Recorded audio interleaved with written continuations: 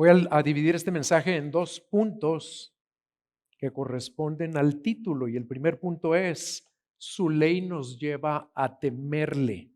Versículos 18 al 21.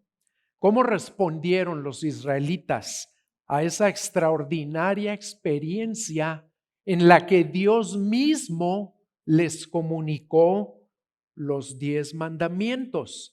¿Por qué decimos que fue Dios mismo? Porque así lo dice el primer versículo de este capítulo 20. Ahí dice que Dios habló todas estas palabras.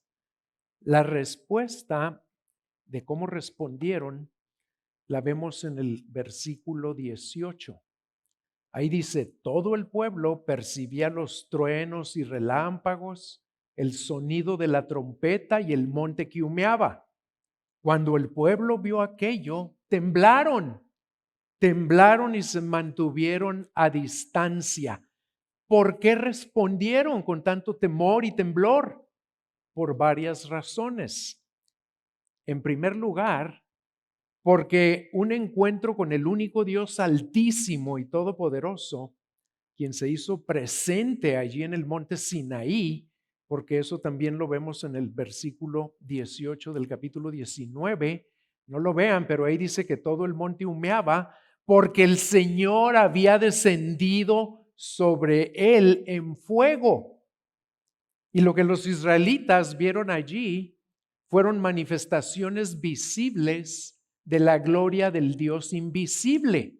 Y en toda la Biblia se nos muestra que siempre que a un ser humano Dios le concede ver algo de su gloria, esa persona se llena de terror y caen como muertos.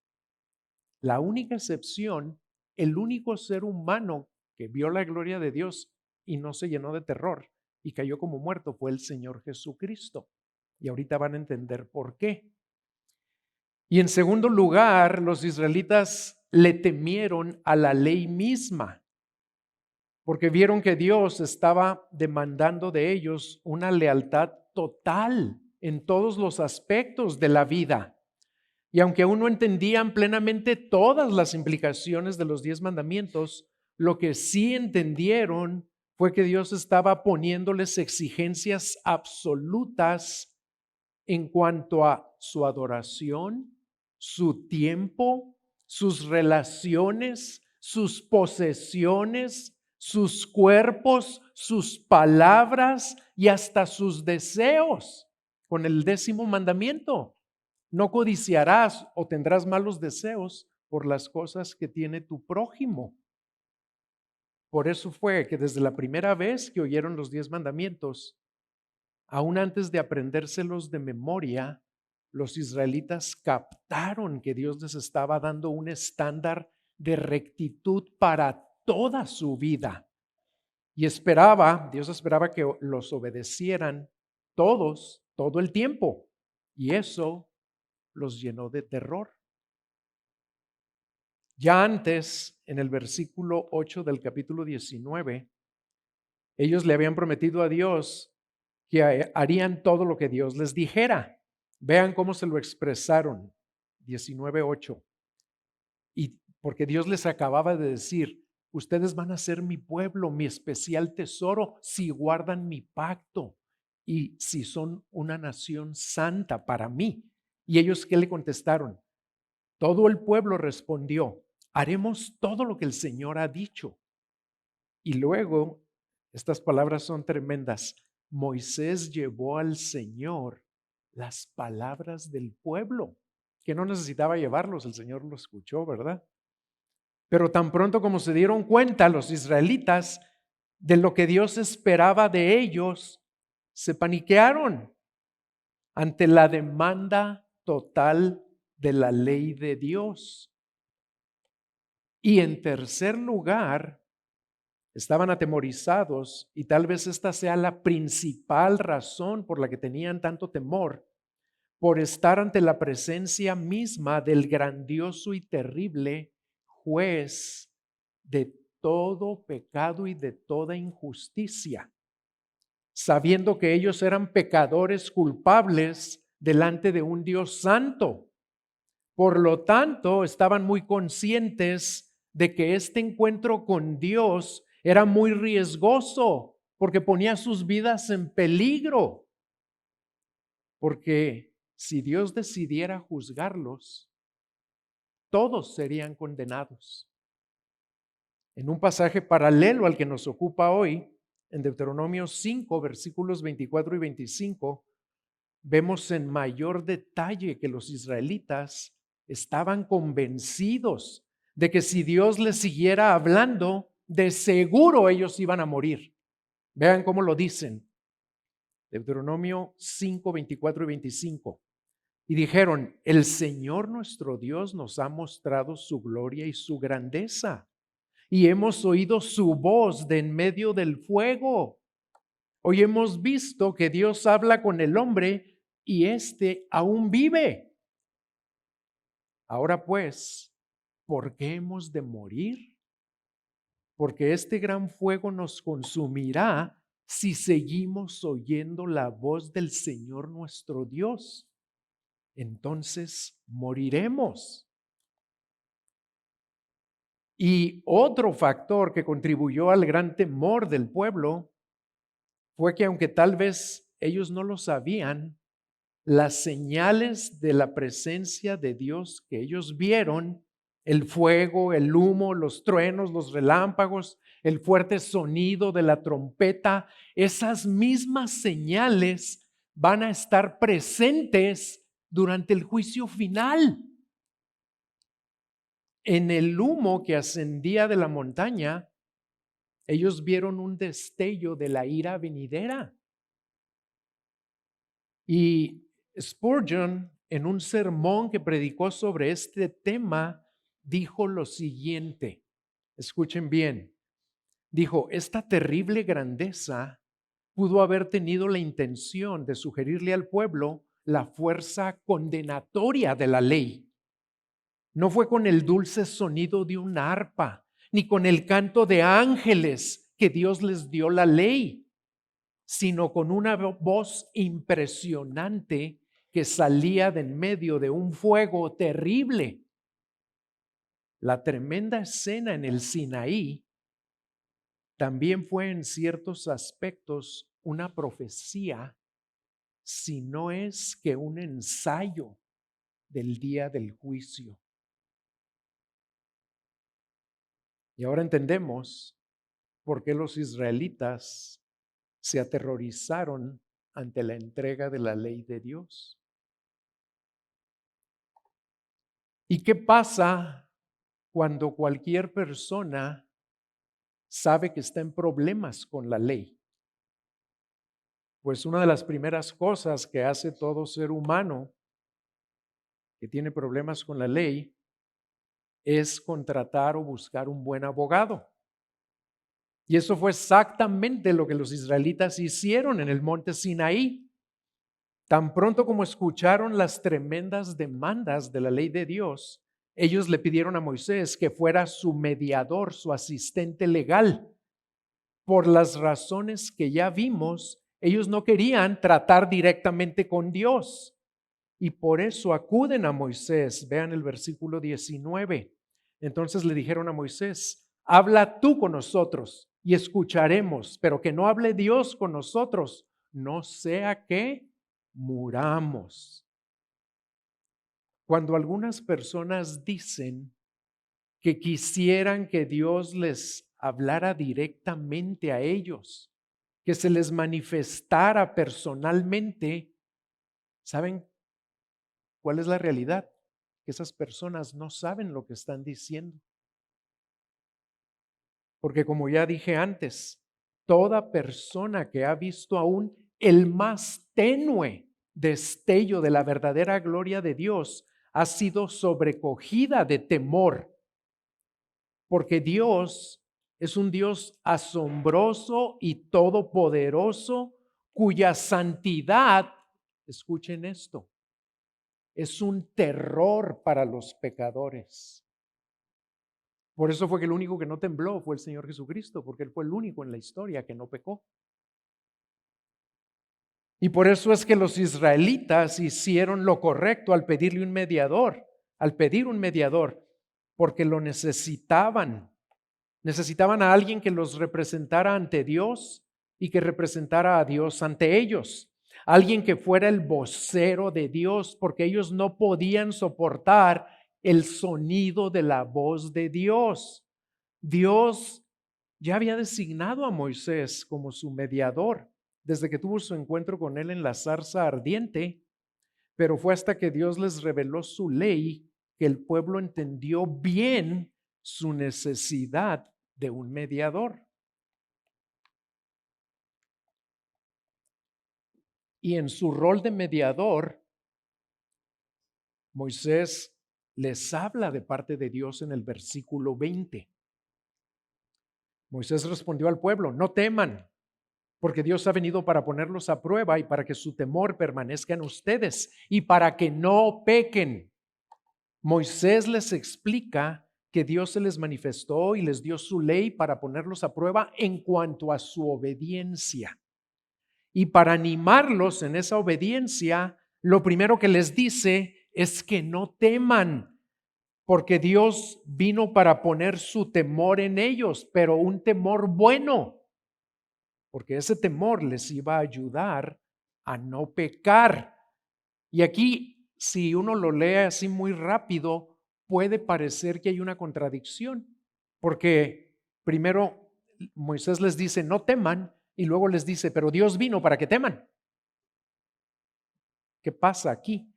Pues que lo que Moisés les está diciendo es que cambien su temor malo por temor bueno, que no teman con el terror de pensar que Dios vino para destruirlos, pero que sí teman con el verdadero temor de Dios. ¿Qué es el temor de Dios? Es esa mezcla de asombro, reverencia y admiración por Dios que nos mueve a amarlo y a obedecerlo.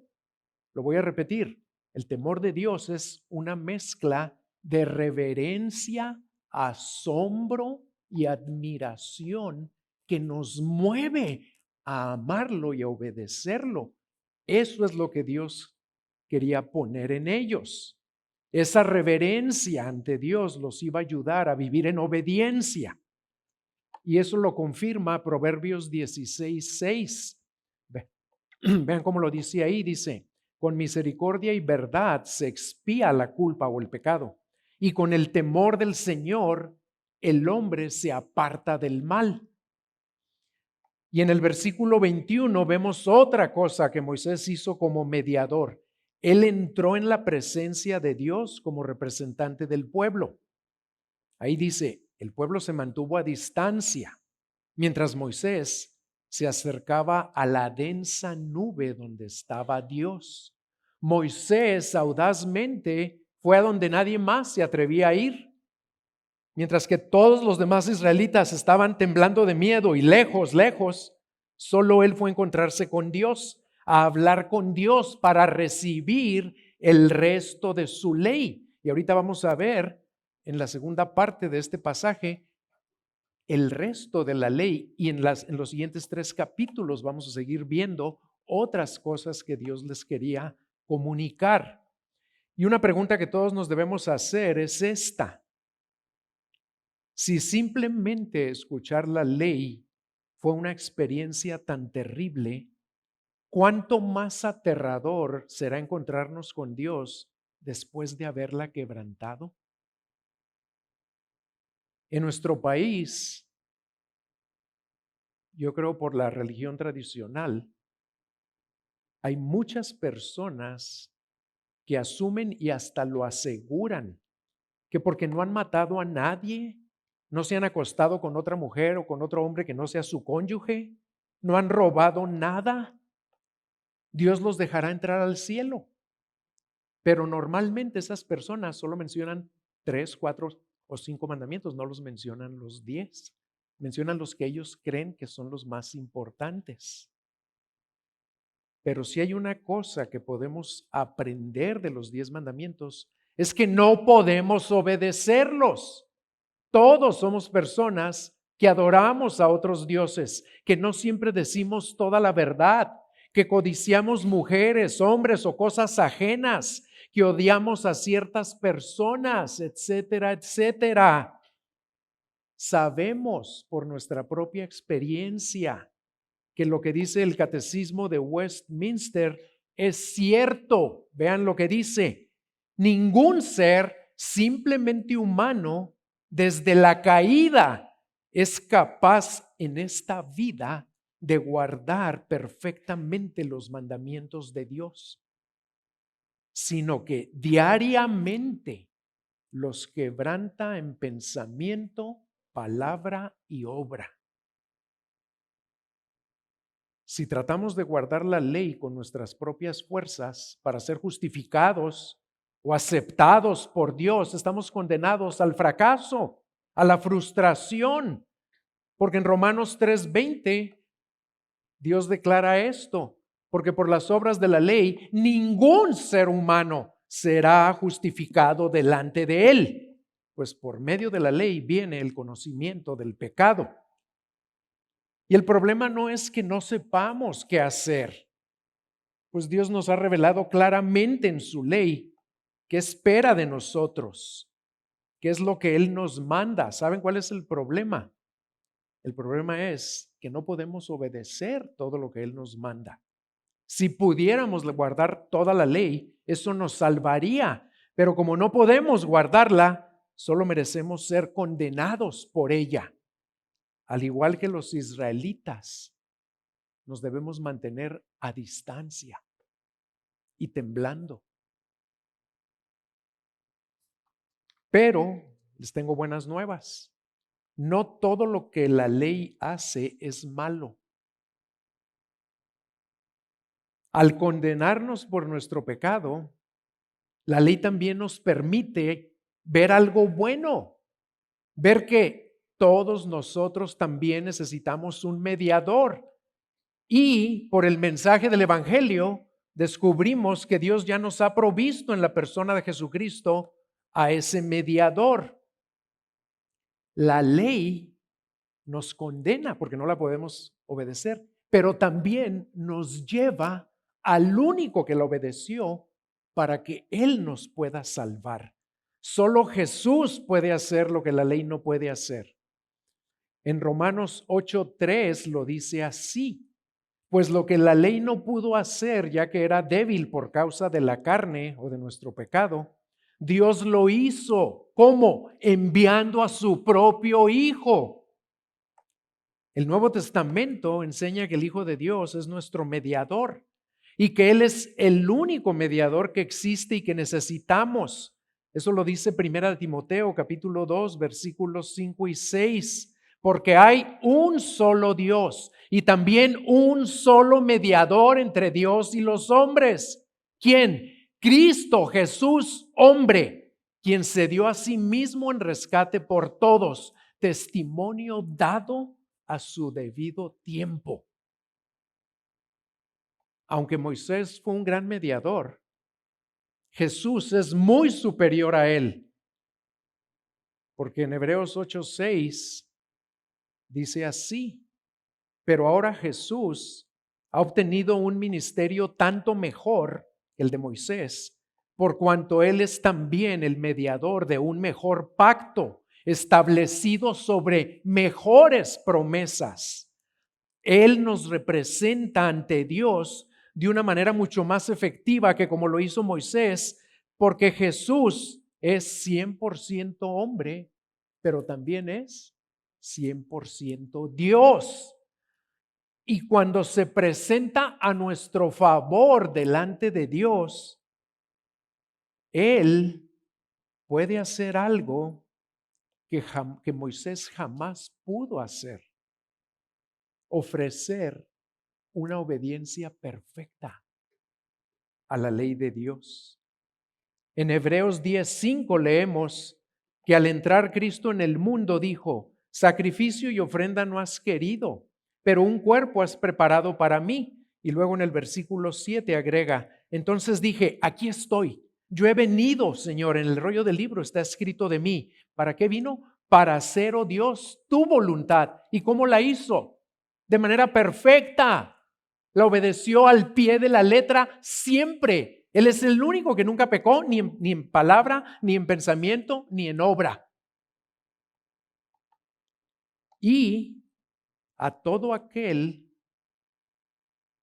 que viene a Él en fe y en arrepentimiento, como acabamos de ver que vinieron nuestros hermanos y hermanas que se acaban de bautizar, Cristo, el único hombre que siempre adoró solo a Dios, que siempre honró el nombre de Dios, que siempre guardó y santificó el día de reposo, que siempre obedeció a sus padres, que siempre amó a sus enemigos, que siempre dijo la verdad y que siempre hizo todo lo demás que Dios pedía, nos otorga, nos acredita, nos imputa, nos regala esa obediencia. ¿Y solo por qué? Solo porque creemos en Él, porque nos arrepentimos y le entregamos la vida a Él. Él es el mediador que necesitamos, el que guardó la ley de Dios por nosotros, que no podíamos guardarla, porque todos nosotros éramos idólatras, rebeldes, mentirosos, y jamás podríamos habernos salvado por nuestra propia obediencia, pero por su incomprensible gracia y amor, Dios nos acredita esa obediencia. Y aquí quiero que mediten en esto, y que lo mediten no nada más ahorita, sino toda la vida, porque ¿saben en qué pensamos más normalmente en nuestro caminar con Cristo? Casi siempre en lo que más pensamos es en nuestro pecado y en que le fallamos mucho, pero nos consolamos porque sabemos que Él ya vino a pagar por nuestro pecado. Y si es cierto, es verdad que cuantas veces pequemos, si realmente somos de Cristo, todo pecado ya ha sido perdonado. La culpa de todo pecado Él ya la pagó.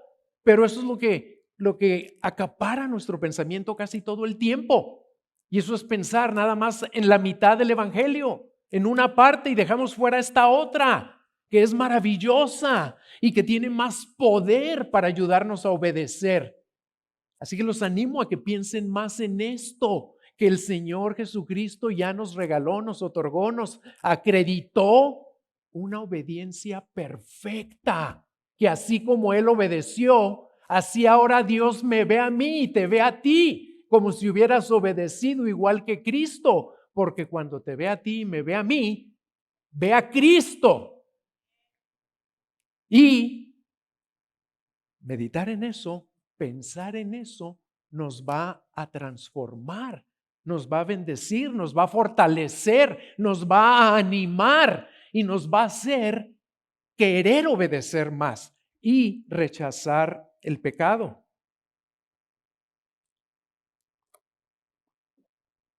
Y algo más que Jesús hace como nuestro mediador es enseñarnos la ley de Dios. Lo primero que nos enseña, igual que como lo hizo Moisés, es a no temer, porque la ley ya no les causa terror a los que están en Cristo. Dado que Él sufrió el castigo que nosotros merecíamos por quebrantar la ley, a nosotros la ley ya no nos espanta. Romanos 8:1 nos asegura esto. Por tanto, ahora no hay condenación para los que están en Cristo Jesús. Jesús es quien nos explica la ley de Dios y nos ayuda a guardarla para vivir agradándole a Él. Un autor puritano lo dijo de esta manera. Esta cita sí la van a poner ahí. Véanla con mucho cuidado. La ley nos lleva al Evangelio, o sea, a Jesús, para nuestra justificación. Y el Evangelio, o sea, Jesús, nos lleva a la ley para moldear nuestra manera de vivir. Así que como cristianos, ahora guardamos los 10 mandamientos, no porque tenemos que sí tenemos que, pero eso no es lo principal, sino porque queremos hacerlo y porque en Cristo podemos hacerlo. Nosotros obedecemos no para justificarnos a nosotros mismos, sino para demostrar nuestra gratitud al Salvador que ya nos justificó. Y les hago esta pregunta. ¿Se caracteriza tu vida por una creciente obediencia a los 10 mandamientos? Y fíjate que te estoy preguntando los 10, no 2 o 3. Si tu respuesta es no, lo más probable es que la razón sea que no le has entregado tu vida a Cristo. Estás tratando de obedecer por tus propias fuerzas y no has reconocido que tú nunca podrás obedecerla como Dios lo demanda.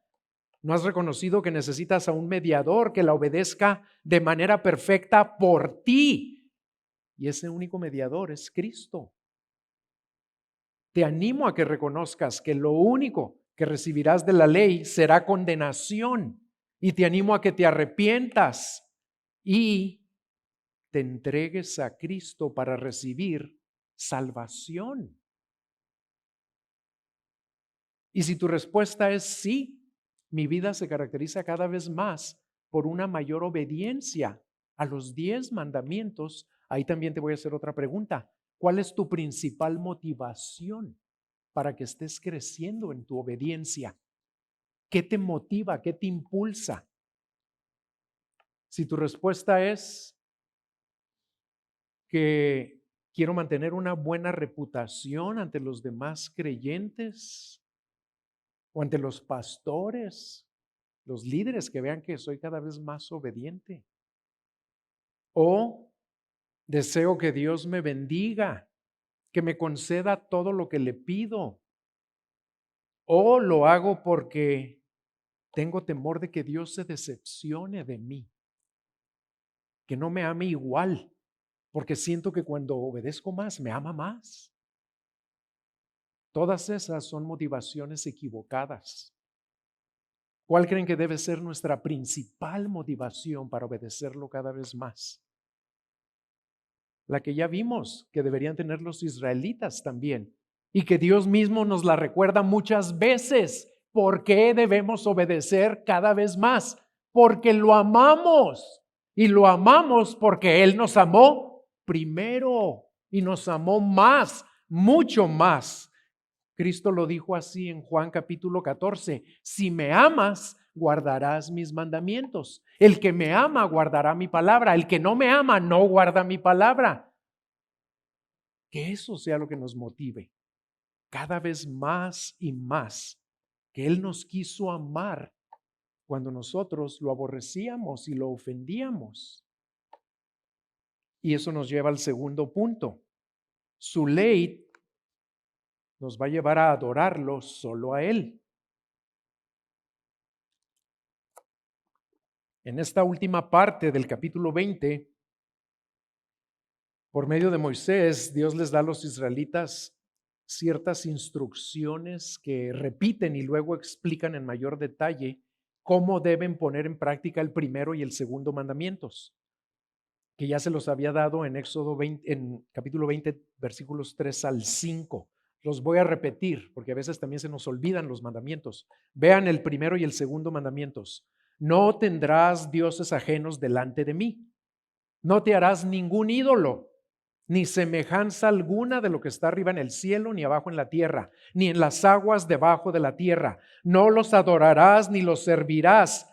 En otras palabras, no te inclinarás ante ellos ni los honrarás.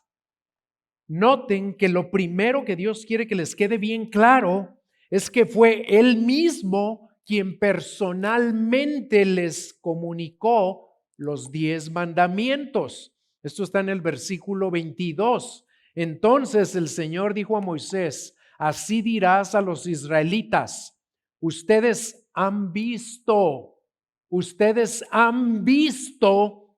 que les he hablado desde el cielo. Y luego en el versículo 23 prácticamente les repite el primer y el segundo mandamientos. No harán junto a mí dioses de plata ni dioses de oro. No se los harán. ¿Por qué les repite el Señor algo que les acababa de comunicar unos cuantos versículos atrás? ¿Y por qué se los expresa de manera tan enfática? No harás, no te los harás. Pues antes de contestar esa pregunta, quiero que noten otra cosa. Como Dios no es alguien que habla de más, Él nunca habla de más, o que suele desperdiciar palabras, siempre que veamos que repite algo, podemos estar seguros de que eso que repite es muy importante. Y aunque el texto aquí no lo dice, creo que Dios consideró necesario repetirle los primeros 2 mandamientos a su pueblo, porque Él sabía que hacer ídolos o tener dioses falsos y adorarlos iba a ser la forma en la que el pueblo de Israel más iba a quebrantar su ley, en la que más iban a pecar contra Él. Y eso lo podemos comprobar en cuanto empezamos a leer todo el Antiguo Testamento. El pecado de idolatría fue la razón principal por la que Jerusalén y el templo fueron destruidos y casi toda la nación fue llevada al exilio en Babilonia.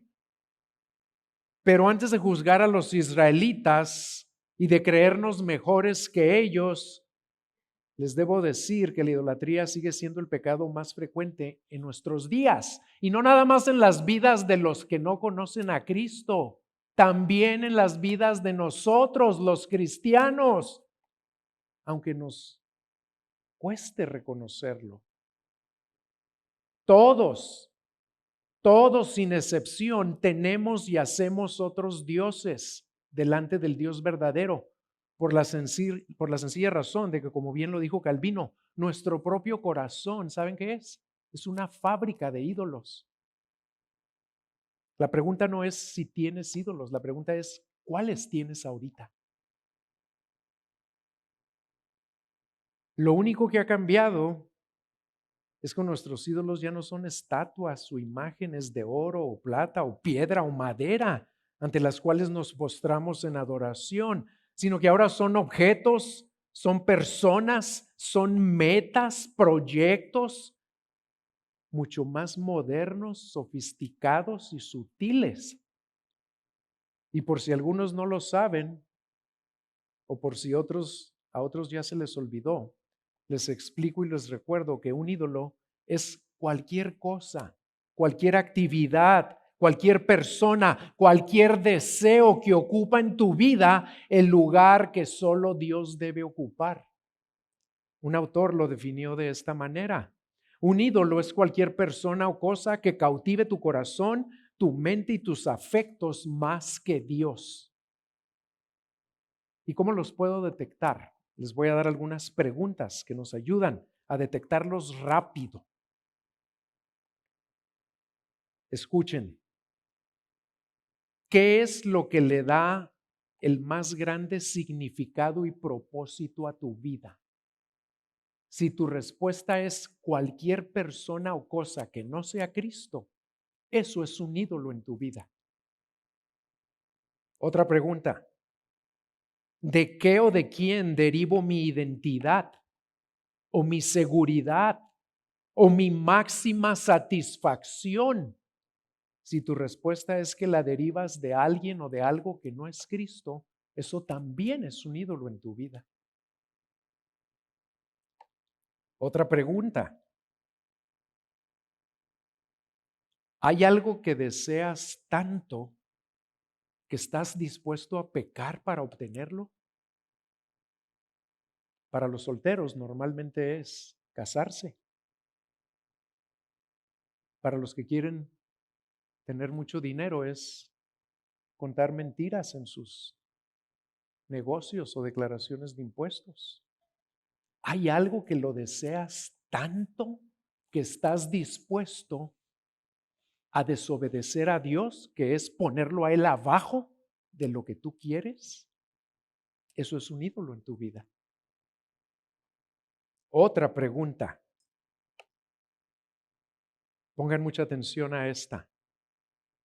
¿Tienes algo o tienes a alguien acerca de quien piensas que si lo perdieras, tu vida ya nunca sería plena? Eso también es un ídolo en tu vida. ¿Y saben qué es lo peligroso de estos ídolos, que muchas veces son cosas buenas, personas que ni cuenta se dan, que ya los hicimos un ídolo. Por ejemplo, puede ser los hijos para las madres, el amor de sus hijos, que es algo bueno y que Dios dice, hijos, honren a sus padres. Pero si para una madre el amor de su hijo lo desea tanto que la madre dice, si mi hijo no me amara o si mi hijo muriera, mi vida ya nunca sería igual. Su hijo es un ídolo, porque está diciendo una mentira, porque si tiene a Cristo, claro que su vida puede ser igual, porque Cristo es suficiente para todo. Pero el peligro es que a veces, como les digo, pueden ser cosas o personas legítimas. ¿Y saben por qué buscamos esos ídolos? ¿Por qué los ponemos en el lugar que solo Cristo debe estar? Porque nos creemos la mentira de que ellos o esas cosas nos van a dar lo que solo Cristo nos puede dar. Y la verdad es que el único indispensable y suficiente para vivir una vida plena es Cristo. Podemos vivir sin nada y sin nadie de lo demás, si lo tenemos a Él. Y aquí les quiero confesar algo de mi propia vida. Por algún tiempo yo permití que el deporte se convirtiera en un ídolo en mi vida. ¿Y cuál era mi motivación? Pues yo me decía a mí mismo, no, es que practico el deporte para estar sano, ¿verdad? Sano para mi familia, sano para el reino. Y sí era en parte esa motivación, era verdadera. Pero ¿saben qué buscaba también mi corazón? Y a veces ni cuenta me daba. Buscaba que los demás me felicitaran o que los demás vieran que era bueno para el deporte, porque se siente bien padre que te digan que eres buen deportista. Y yo buscaba esa satisfacción más que la de Cristo, que el hecho de que Cristo me amaba.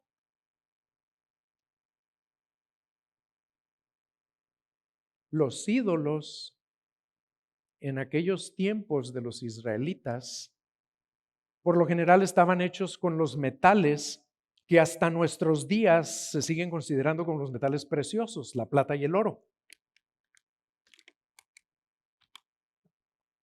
Y eso los hacía agradables a la vista. Tenían un atractivo visual. Y lo interesante es que eso sigue siendo cierto en nuestros días. Muchos de los ídolos que nos seducen en la actualidad poseen un fuerte atractivo visual y tienen que ver con cosas como la apariencia, la belleza exterior, la ropa, la fama, las marcas, etcétera, etcétera. Y tal vez nosotros nos burlamos de los ídolos mudos que adoraban los paganos de la antigüedad. Pero preguntémonos, ¿qué pensarían ellos de nosotros si nos vieran esclavizados mirando pantallitas o pantallotas por horas? Porque ahora muchos creen que no pueden vivir sin un aparato. Y a mí esto me da risa ver cómo responden las personas cuando se les olvidó su aparato o no lo encuentran. Algunos parece que se van a volver locos. Y otra razón por la cual Dios es tan enfático en mandarnos no hacer ningún ídolo o no tener dioses junto a Él es porque inevitablemente los vamos a adorar, lo cual no siempre significa que nos vamos a postrar o a hincar delante de ellos, sino que les vamos a atribuir poderes o capacidades que no poseen. En otras palabras, vamos a creer la mentira de que esos dioses falsos nos van a satisfacer, nos van a hacer sentir seguros, plenos, aprobados, felices. Y eso es falso. Solo Cristo nos puede dar esa paz y esa seguridad y esa identidad y ese contentamiento profundo que nada ni nadie nos lo puede quitar. Y cuando buscamos satisfacer los deseos de nuestro corazón con ídolos o dioses falsos, con cosas creadas en lugar de con el Creador mismo, le estamos robando a Dios de la gloria que solo Él merece. Y Dios no lo va a tolerar, porque así lo dice en Isaías 42:8. Yo soy el Señor, ese es mi nombre, y mi gloria a otro no la daré, ni mi alabanza a imágenes talladas. Hermanos, que el Señor nos guarde de darle su gloria a cualquier otro que no la merece, y que nos ayude a siempre darle a Él toda la gloria en nuestras vidas, porque ese es el propósito para el cual nos creó y para el cual nos salvó. Para eso existimos. Y además, en su palabra el Señor nos da una tremenda advertencia que no oímos con la frecuencia que necesitamos oírla, o que cuando la oímos no siempre le damos la importancia que merece. Y es esta, escuchen, todos nos convertimos gradualmente en aquello que adoramos. Si adoras al Dios verdadero, serás poco a poco transformado a su semejanza en tu carácter. Pero si adoras a un Dios falso, a un ídolo, serás poco a poco transformado en la semejanza de esa cosa que adoras. Esto nos lo dice Dios de manera bien clara en el Salmo 115, versículos 4 al 8. Los ídolos de ellos son plata y oro, obra de manos de hombre. Tienen boca y no hablan, tienen ojos y no ven, tienen oídos y no oyen, tienen nariz y no huelen, tienen manos y no tocan, tienen pies y no caminan, no emiten sonido alguno con su garganta. Y se volverán como ellos los que los hacen y todos los que en ellos confían. ¿Y saben cuál es la principal manera en la que eso ocurre? En que así como esos ídolos están físicamente muertos, por eso dice ahí que tienen y no, tienen y no, tienen y no. Los que los adoran van a estar espiritualmente muertos. Habiendo escuchado esto, les hago otra pregunta. ¿Cuáles ídolos o dioses falsos te acaba de mostrar o de recordar el Espíritu Santo que aún tienes en tu vida?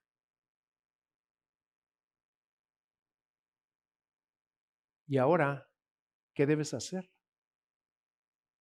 ¿Qué espera Dios que hagas si ya te mostró cuáles son? O al menos uno. Si amas a Cristo, lo que Él espera que hagas es que lo confieses en arrepentimiento y que le des la espalda a ese ídolo y que le creas a Él, que Él es todo lo que tu alma y tu corazón anhelan. Él es todo lo que necesitas. Todo lo que tú creías que ibas a encontrar en esa cosa o en esa persona, ya lo tienes en Cristo, pero no le creíste. Confiésaselo como pecado y Él te va a perdonar.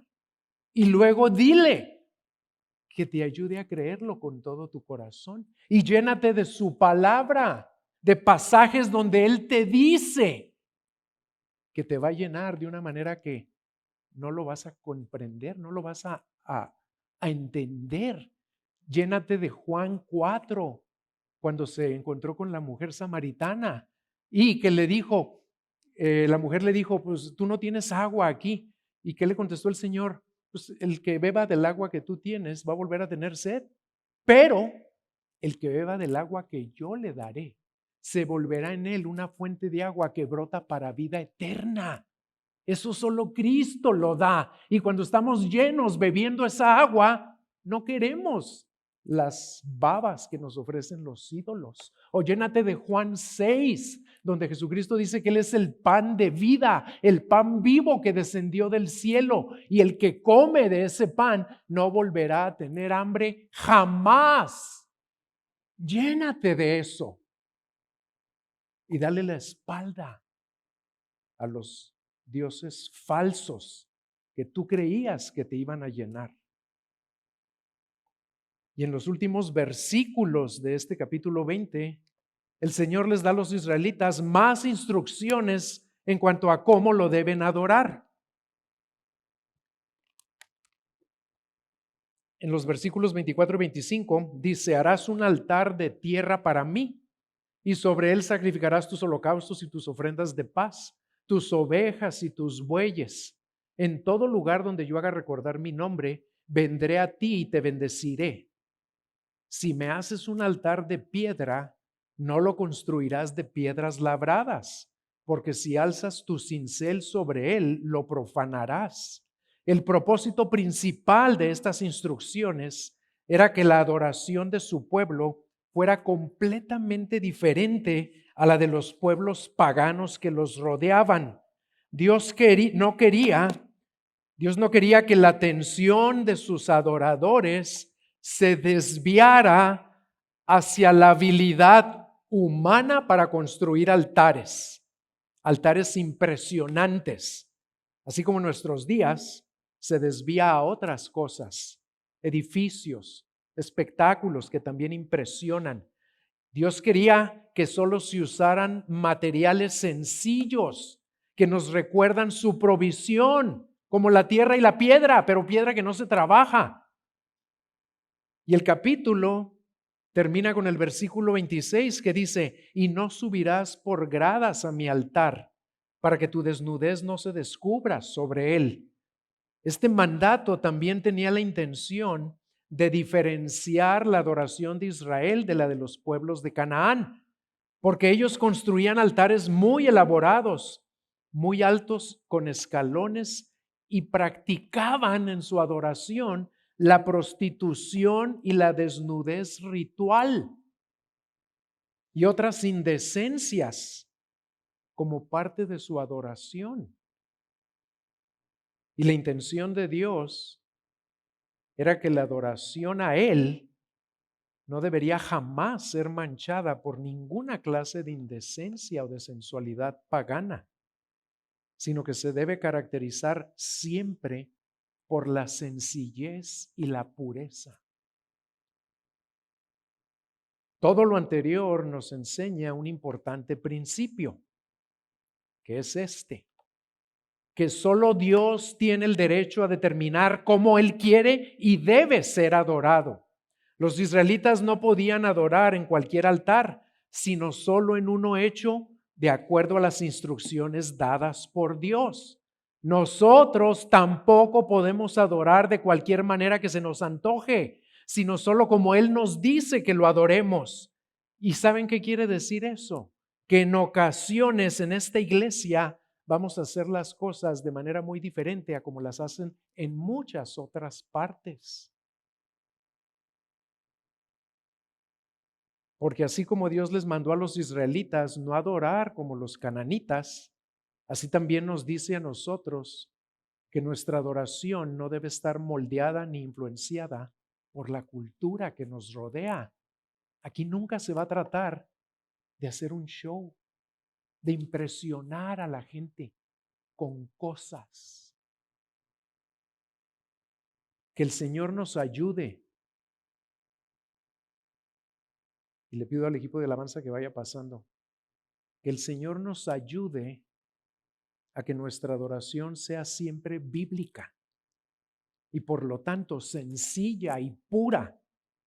Que siempre lo adoremos mediante los actos ordinarios de cantar himnos y canciones centradas en Cristo, de hacer oraciones y peticiones en el nombre de Cristo, de celebrar los sacramentos del bautismo y la cena del Señor, de ofrecer nuestros diezmos y ofrendas y leer y predicar la palabra de Dios.